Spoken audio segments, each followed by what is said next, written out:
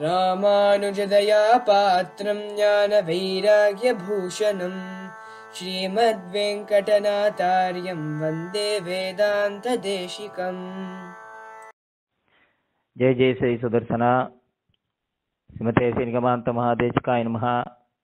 శ్రీ ఉభయ వేదాంత విద్వాంసులు నాల్పాక్కం వాసుదేవాచార్య స్వామి యొక్క ఉపన్యాసం యొక్క తెలుగు అనువాదము 28వ ఉపన్యాసం. మనం న్యూ ఇయర్ రెజల్యూషన్ అంటాం. నూతన వర్ష సంకల్పము లేదా ప్రార్థన.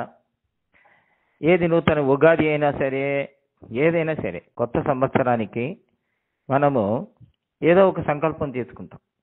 ఈ సంవత్సరానికి ఉగాది రోజు లేదా ఏదైనా సరే, చైత్ర గుడి పడవ ఏదైనా, చాంద్రమానం అయినా సరే, చాంద్రమానం కూడా మనం దాన్ని చక్కగా జరుపుకుంటున్నాం. శ్రీరామనవమి, నృసింహ జయంతి, తర్వాత ఉపాకర్మ, ఇవన్నీ కూడా చాంద్రమాన రీతితోనే మనం చేస్తూ ఉన్నాం.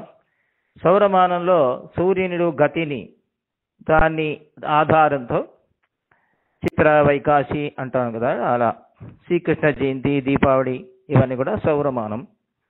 ఆ రెండు దినములు కూడా విశేషంగా మనము నూతన సంవత్సరాన్ని మనం జరుపుకోవాలి. తమిళ సంవత్సరమైనా సరే, తెలుగు సంవత్సరమైన నూతన సంవత్సరం కూడా రెండు ముఖ్యమే. ఆ సమయంలో మనం న్యూ ఇయర్ రెజల్యూషన్ అని కొత్తగా ఒక సంకల్పం తీసుకుంటాం.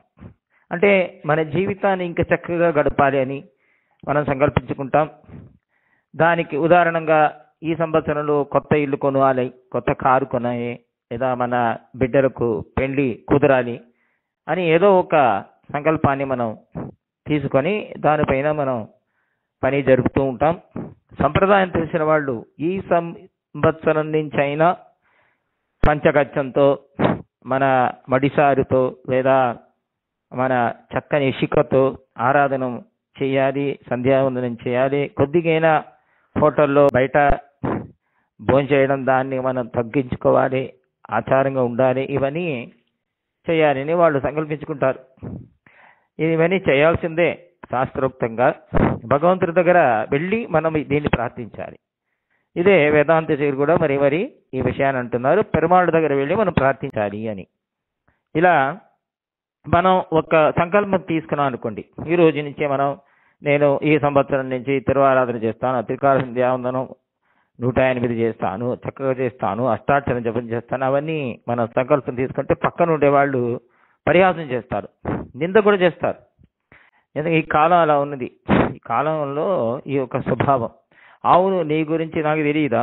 నాతో తిరుగుతూ ఉన్నావు ఇన్ని రోజులు, ఎక్కడెక్కడ భోజనం చేస్తావు నాకు తెలియదా? మీ ఆచారం ఏమిటో, ఇవన్నీ వేషాలు, ఈ పక్కింటి వాడు ఎలా ఉంటే నాకు తెలియదా, అన్నీ తెలుసు అని కూడా చాలామంది నిందించడం అనేది వింటూ ఉన్నాం. వీటిని గురించి మనం ఆలోచించకూడదు. వీటి గురించి మనం కొద్ది కూడా ధ్యాస ఇవ్వకుండా మనం ఆధ్యాత్మ ప్రగతిలోనే, ఆ ప్రగతి పథంలోనే వెళుతూ ఉండాలి. మనుషులు అంటే ఇప్పుడు మారుతూ ఉంటారు, ఒకే విధంగా ఉండరు కదా. ఒకే విధంగా ఉండేది, ఎక్కువ స్వభావంతో ఉండేది మృగమే. సింహమో, పులియో, లేదా కుక్కనో, ఒక పిల్లియో ఎన్నో 1000 సంవత్సరాలుగా అలాగే స్వభావంగా ఉంటుంది, అవి మారలేదు. కానీ మనుషుడు ఆ మనసుని బట్టి మారుతూ ఉంటాడు. మారాలి కూడా, మంచి విధంగా మారాలి. ప్రతి సంవత్సరం కూడా మనల్ని ప్రగతి పథంలో, అధ్యాత్మ ఒక చింతనలో మనం పైకి వెళుతూ ఉండాలి. కొత్త సంవత్సరానికి, ఒక్కో సంవత్సరానికి మనం పైకి వెళుతూ ఒక మంచి పౌరుడుగా, మంచి ఒక జీవాత్మగా, భగవంతునికి రత్నంగా మనం మారాలి అని మనసులో సంకల్పం ఉండాలి. కొంతమంది అయ్యో వీడు మారాడే, వీడు కొద్దిగా ఆచారంతో ఉన్నాడు, యోగ్యమైన ఉండాడే అని అనుకుంటారు కదా. వాళ్ళు మృగప్రాయులు, మృగానికి సమానుడు. అంటే మిగతా వాళ్ళని ప్రోత్సహించాలి. సంప్రదాయంలో చక్కగా, నాయనా నువ్వు చక్కగా సంవత్సరం ఊర్ధ పుండ్రం ఏమిటి, తిలకం ఏమిటి, చక్కగా జుట్టు ఏమిటి, సంధ్యావందనం బాగా చేస్తున్నావని చెప్తేనే అదొక కైంకర్యం. ఈ సంస్కారం అనేది అది ప్రగతిలో వెళుతూ ఉండాలి. వేదాంతశీలు పాదుకాశాస్త్రంలో తన గురించి అంటూ, పాదుకా సేవకుడు నేను, పాదుకాదాసుడు నా జన్మ ఇప్పుడే ధరించింది, సఫలమైనది అని అంటుంటున్నారు పాదుకాశాస్త్రంలో. చాలామంది సందేహం వచ్చిందట. వాళ్ళు అదేంటి ఇప్పుడు ఇలా మారిపోయారే. ఇంతకుముందు వేదాంత దేశకులు ఎక్కడైనా దివ్య దేశాన్ని వెళ్ళి భగవంతుని గురించి స్తోత్రాన్ని రచించారు. కానీ ఇప్పుడు పాదుకల గురించి ఏదో పాడుతున్నారే కొత్తగా అని. అది మాత్రం కాదు, ఏదో దివ్య దేశాలకు వెళ్ళి పాదాతి కేశవంతో రంగనాథుని పాడారు, త్రివేంద్రపురంలో కేశాతి పాదంతో పాడారు. కానీ ఎక్కడ కూడా పాదుకని స్తుతించలేదే. అదేంటి ఇప్పుడు హఠాత్తుగా నేను పాదుకాదాసుని అంటున్నారే, అదేంటి ఇలా మారిపోయారే అని ఆ రోజులో చెప్పేవాళ్ళట. దీనికి వేదాంతేశీలు ఉత్తరమిచ్చారు, అవును సత్యమే, నేను ముందులా లేదు, నేను మారాను, అప్పుడుండే మనిషి కాదు, ఇప్పుడు నేను పాదుకాదాసుడు అయిపోయాను. ఇంతకుముందు ఆయన పాదదాసంగా ఉన్నాను, ఆ పాదాలకు దాసుడుగా ఉన్నాను. అంతకుముందు పెరుమాళ్ళు దాసుడుగా ఉన్నాను, దానికి ముందు ఎవరికో దాసుడు, దానికి ముందు శరీరమే అన్ని శరీరుడికి దాసుడుగా ఉన్నాను, ఎవరి మాట వినకుండా మూర్ఖంగా ప్రవర్తించేవాడిని. దానికి ముందు ఎక్కడెక్కడో ఎలా తిరిగి అలా నేను మారుతూ ఉంటాను, ఇది నా స్వభావం అంటున్నారు వేదాంతేశ్వరు. అజనిషి చిరమాదౌ అంతదేహేంద్రియాది తదను తదధిగస్సన్ ఈశ్వరోహం బభూవ అథ భగవత ఏవ అభూవమర్థాదిదానీం తవ గుణరహమాసం పాదుకే ధన్యజన్మ అంటున్నారు పాదుకాశాస్త్రంలో. ఓ పాదుకాదేవి, నేను ఎక్కడెక్కడ తిరిగాను తెలుసా, ఎన్ని జన్మలు తిరిగి తర్వాత ఈ జన్మలో నీ దాసుడుగా వచ్చాను, ఇప్పుడు వచ్చాను, ఇప్పుడే నా జన్మ సఫలమైనది. పాదుకాదాసుడు ఉండడమే సఫలం, ఆచార్యులకు దాసుడు ఉండడమే సఫలం కదా, నేను ఇప్పుడే ధన్యుడయ్యాను అంటున్నారు.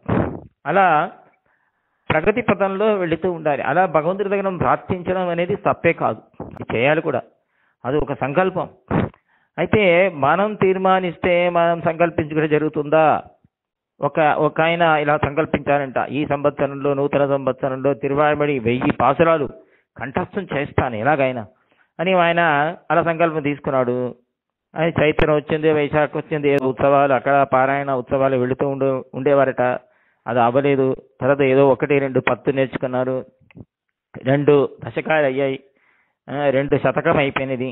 తర్వాత కుటుంబంలో ఏదో పెళ్లి గిళ్ళి ఏదో కుదురుతుంది, ఏదో ముహూర్తం మరీ ప్రారంభించారు. ఇలా చూస్తూ కార్తీక వచ్చింది, కార్తీక మాసం అనధ్యయన కాలం వచ్చింది. తర్వాత దానికి మార్గళి మాసం, ధనుర్మాసం వచ్చినదట. అలా చూస్తూ అనధ్యయన కాలం. సరే పోతే పోనీలే, వచ్చే సంవత్సరం చైత్ర మాసం ప్రారంభిస్తా అని వదిలేశారట. అలా మన జీవితం ఇలా ఉన్నది. మరి చైత్రమాసంలో ఇప్పుడైనా మన 1000 పాసురాన్ని కంఠస్థం చేయాలని ప్రారంభించారు. ఇది మన జీవితం ఇలాగే జరుగుతూ ఉన్నది. ఎందుకంటే వేదాంతేశ్వరులు అంటున్నారు, మన సంకల్పం వల్ల ఏమి జరగదు, భగవంతుని సంకల్పం వల్లనే జరుగుతుంది. కావున భగవంతుడితో వెళ్ళి ప్రార్థించాలట. దేశికులు అంటున్నారు, నిత్యం భగవంతుడితో వెళ్ళి ప్రార్థించాలి. ఏదో ఈ ఒక నూతన సంవత్సర ప్రారంభం, birthday resolution, new year resolution కాకుండా 365 రోజులు కూడా సంవత్సరం మొత్తం ప్రతిదినం భగవంతుడి దగ్గర వెళ్ళి ప్రార్థించండి అంటున్నారు. ఇత ఊర్ధం మహం తాపదే యావజ్జీవం శ్రియ అని వంగి వంశేశ్వరుడు అంటున్నారు. వంగి వంశేశ్వర కారికను వేదాంతశ్రీ ఉదాహరిస్తున్నారు ప్రమాణంగా. స్వామి, ఇంతకుముందు మంచి కైంకర్యం ఈ రోజు మంచి కైంకర్యం జరగాలి అని ప్రతిరోజు ప్రార్థించారంట. అవునైనా నువ్వు బాగానే ఉన్నావు కదా, నువ్వేంటి ఆసుపత్రి ఉన్నావా, ఇంట్లో ఉన్నావు కదా, చక్కగా ఆరోగ్యంగా ఉన్నావు కదా, కైంకర్యం జరుగుతూ ఉన్నది కదా, ఎలాగైనా రేపు కూడా జరిగిపోతుంది అని చెప్పకూడదు. ఎన్నో విఘ్నాలు వస్తాయి మన కైంకర్యానికి. మనం చేసిన పాపమే ఆ కైంకర్యానికి విఘ్నంగా వస్తుంది. ఏదో ఆరాధన చేస్తూ ఉండగా ఏదో ఒక ఫోన్ వస్తుంది, ఆశోచం వస్తుంది, మన ధ్యాస వెళ్ళిపోతుంది. ఇవన్నీ కూడా మన కైంకర్యానికి విఘ్నాలు. అయ్యా ఇవన్నీ జరగకూడదు నాయన అని భగవంతుడు ప్రార్థించాలి. శరణాగతిలో చేయొచ్చు అంటున్నారు దేశికులు. అదే వేదాంత దేశికులు ఏమంటున్నారు, శరణాగతి నిత్యం చేయాలి భగవత్ కైంకర్యం కొరకు ఉంటుంది. అంతకుముందే నేను భరణ్యాసం చేసుకున్నాను కదా, ప్రపత్తి చేసుకున్నాను కదా, ఆచార్య దగ్గర దేవుళ్ళు అంటే అది వేరే విషయం. అది దేహావసానంలో ముక్తి కొరకు చేసే ఒక ప్రపత్తి. కానీ ప్రతిదినము కూడా కైంకర్యం చక్కగా జరగాలి, ఆరోగ్యంగా జరగాలి అని ధ్యాసతో ధ్యానంతో చేయాలి అని భగవంతుడి దగ్గర శరణాగతి చేయడం అనేది తప్పే లేదు. అన్ని కలిపి ఒకేసారి శరణాగతి చేయొచ్చు కదా అంటే, మన పాపాలు మొత్తం అన్ని కలిపి ఒకే రోజు చేస్తున్నామా, ఒకే సమయం చేస్తున్నామా, ప్రతిదినం ఫ్రెష్గా అప్పుడప్పుడు కొత్త కొత్త పాపాలు చేస్తూ ఉన్నాను. కావున దానివల్ల విఘ్నాలు వస్తూ ఉంటాయి. నేను ఈ రోజు నుంచి పాపమే చెయ్యను అని ఎవరైనా చెప్పగలుగుతారా? అలా చెప్తే, అలా ఉండగలిగితే ఒక శరణాగతి చాలు. కానీ ప్రతిరోజు ప్రతి క్షణం తప్పు చేస్తూ ఉన్నాం కదా. కావున ఆ రోజు ప్రతిరోజు కూడా ప్రార్థన చేసి భగవంతుడి దగ్గర ప్రపత్తి చేయడం తప్పు కాదు. కావున ప్రతి సంవత్సరం మాత్రం కాకుండా ప్రతిరోజు కూడా భగవంతుడి దగ్గర వెళ్ళి నన్ను మంచి ఒక కైంకర్యంలో భగవద్భాగవత కైంకర్యం నాకు ప్రసాదించు, ఆచార్య ప్రసాదించి ప్రార్థించారట. అంటే నా పిరందిరే అని ఆళ్వార్ చెప్పినట్టు మనకు కొత్త జన్మ ప్రతిరోజు ఇచ్చే మంచి కైంకర్యంలో మనకు తీసుకుని వెళ్ళాలి భగవంతుడు అని భగవంతుడు మనం ప్రార్థించాలి. ఇదే దానివల్ల దానికి ఆచార్య కటాక్షమే మనకు చక్కగా మనకు లభించాలి. శ్రీమతే నిగమాంతమాదేశికాయ నమః. కవితార్కిక సింహాయ కళ్యాణ గుణశాలినే శ్రీమతే వెంకటేశాయ వేదాంత గురవే నమః.